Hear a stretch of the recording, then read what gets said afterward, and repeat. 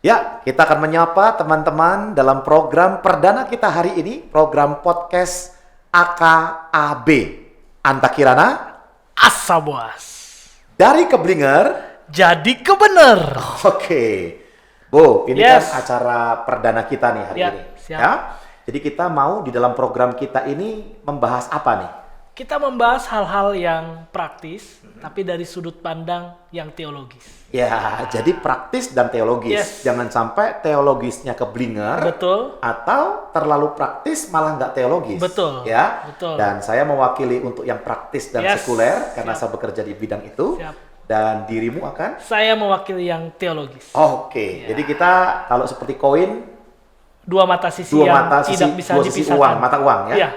Jadi kalau seperti koin kita dua sisi mata uang Betul. yang Yang saling melengkapi. saling melengkapi. Oke. Betul. Nah, topik hari ini kita mau bahas tentang topik imani saja. Wah. Nah, ini berarti kita di dalam program podcast ini selalu mulai dari yang Keblinger dulu nih. Ya. Yang Keblingernya itu seringkali orang Kristen berkata imani saja. Ya, ketika mereka susah, ketika nggak ada uang, ketika lagi ada masalah, kesulitan, lalu berkata, ada imani sajalah. Bahkan pendeta juga berkata, udah Pak, Bu, imani saja. Iya. Kadang-kadang kata imani saja ini menjadi sebuah mantra atau sebuah painkiller untuk memberikan rasa yang tenang, senang. Padahal sebenarnya imani saja ini bisa membahayakan di kata-kata ini. Betul. Jadi gini Pak Anta, kalau kita suka pakai kata imani saja, tapi kita nggak punya fondasi iman yang benar, yang fundamental, yang sesuai dengan Alkitab, maka itu menjadi halusinasi. Halusinasi. Orang Kristen yang hidup halu gitu ya. Halu. Jadi dia merasa dia sudah beriman, padahal dia iman sendiri dia nggak ngerti. Iman nggak ngerti, Nggak ngerti, ngomong tapi beriman. ngomong imani saja. Itu dia. Repot. Banyak nggak ya orang-orang yang begitu ya? Sepertinya begitu Pak. Jadi gimana tuh supaya pemahaman mereka tidak keblinger dan bisa jadi kebenar tuh apa pemahaman yang perlu Nah, lu kasih biasanya tahu? secara sederhana kita mengerti dua konsep keimanan. Yang pertama iman keselamatan. Itu kita mengerti ya, secara sederhana kita percaya kepada Kristus, maka kita diselamatkan. Dan itu hanya oleh anugerah, tanpa ada andil manusia. Oke. Efesus pasal 2, 8, 9. Oke. Tapi yang kedua, yang seringkali orang keblinger, ini adalah bicara iman keseharian, Pak. Oke, jadi saya ulang lagi, ada Yes. dua macam iman Yes. ya. Iman keselamatan, Betul. yaitu siapa yang percaya kepada Yesus, mengaku dengan mulutnya dia Tuhan Juru Iya. Selamat, percaya dalam hatinya, maka dia diselamatkan. Yes. Dia punya iman yang fundamental, Betul. fondasi. Betul. Baru setelah itu, orang yang mempunyai iman keselamatan itu Yes. membangun hidupnya, setiap area hidupnya di dalam iman lagi. Yes. Iman dalam pekerjaan, Iya. iman dalam tujuan hidup, iman masa depan, Iya. iman dalam segala hal lah Betul. area hidupnya. Betul. Makanya ada ayat berkata orang benar hidup oleh iman, Iman, dan persis. dari iman kepada iman. Persis. Oke. Persis. Ya, apa sih yang salah dengan kata-kata imani saja itu? Ya, karena tadi yang kita bahas dari awal bahwa imani saja tanpa punya pengertian yang benar tentang iman, maka jadi keblinger. Bisa bayangin Pak Anta kalau seorang, ibaratnya seorang sales gitu ya, marketing gitu. Pak Anta nih ngerti bener lah, karena Ya. di situ kan. Ya. Kalau orang sales, dia menawarkan suatu produk, produknya dia nggak tahu, produk knowledge gitu ya Pak Anta ya. Kalau dia nggak tahu, dia mau ngapain dengan itu? Ini bagus, ini keren, ini bagus, ini keren, Iya. tapi dia nggak pakai. Dia nggak pakai, Ya, betul. kayak orang jualan asuransi, tapi dia nggak punya asuransi. Itu Pak Anta. Jadi kan sesuatu yang halu gitu. Dia nggak tahu sebenarnya dia sedang bicarain apa. Iya, apalagi ketemu dengan orang-orang yang senang berkata, aku sih imani saja, itu. tapi berdoa nggak pernah, Betul. baca Alkitab nggak Iya. pernah, beribadah juga Iya. nggak pernah, Iya. tapi bisa ngomong imani saja. Iya. Dari mana imannya itu? Dari mana? Padahal Alkitab udah jelas bilang Roma 10:17. Aha. Iman itu timbul dari pendengaran, dan pendengaran akan firman Kristus. Betul. Artinya basicnya, dasarnya ada Alkitab. Nggak pernah baca Alkitab kok ngomong beriman. Iya, berarti kita Keblinger. perlu punya fundamental iman, yaitu iman keselamatan, percaya Yesus. Betul.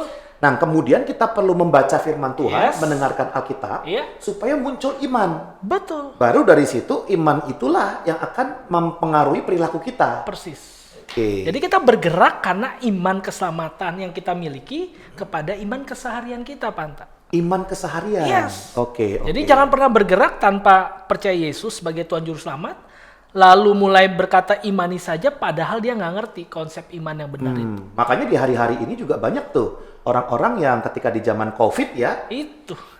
imani sajalah pasti nggak kena, imani sajalah Iya. pasti nggak apa-apa. Iya. Ya, ini sesuatu yang berbahaya ya. Persis. Padahal Yakobus juga berkata iman tanpa perbuatan itu Mati. Mati. Betul. Kita nggak mungkin bisa beriman tanpa berbuat.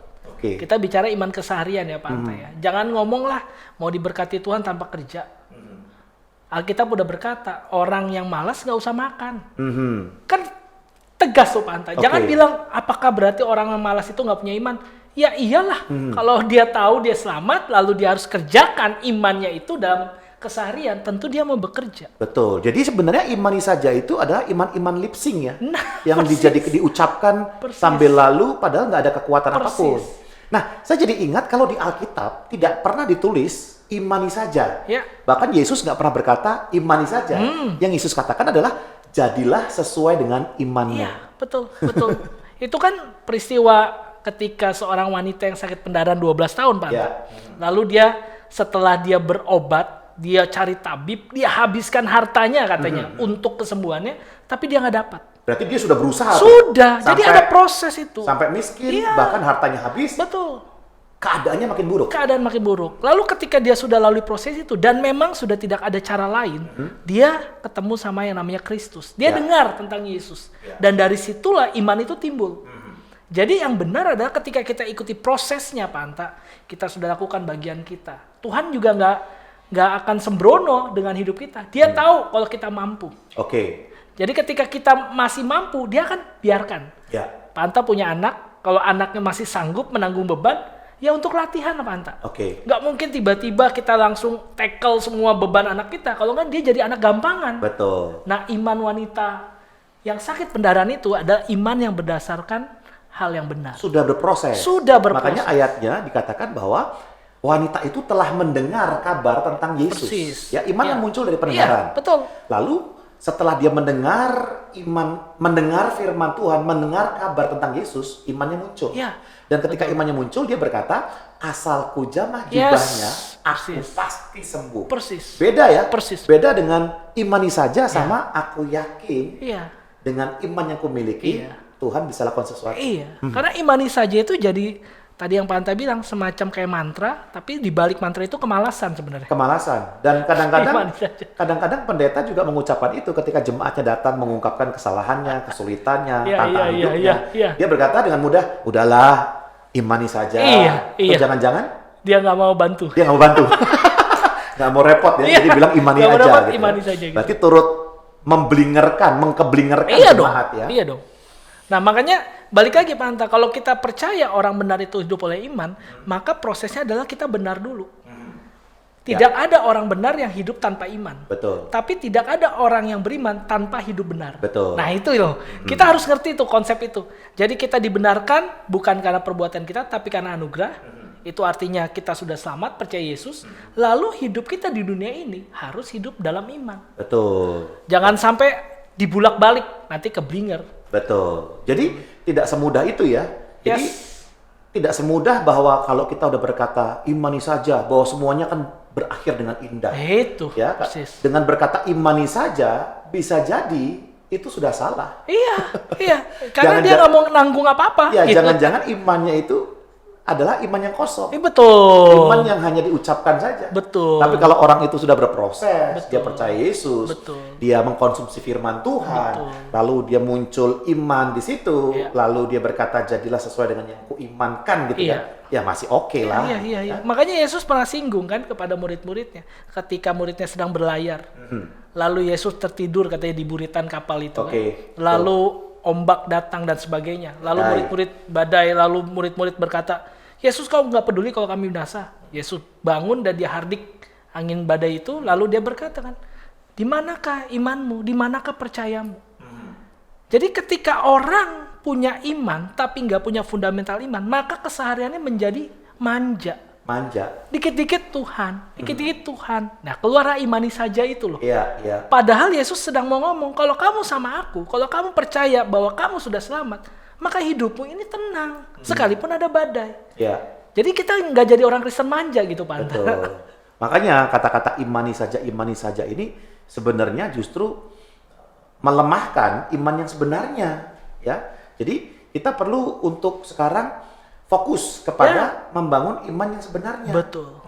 Oke, baik. Jadi hari ini kita sudah nih membahas Yes. tentang topik imani saja. Iya dong. Dan kita akan bertemu dengan topik yang selanjutnya. Yes. Jadi pesan Abo buat para pendengar apa nih berkaitan topik kita? Orang benar hidup oleh iman. Kau harus benar dulu. Caranya percaya Yesus, dibenarkan. Lalu engkau hidup dalam keseharianmu dengan iman percayamu. Nah, dengarkan firman Tuhan. Yes. Firman Tuhan jadi iman. Amin. Iman itu yang mengubah perilaku kita. Betul.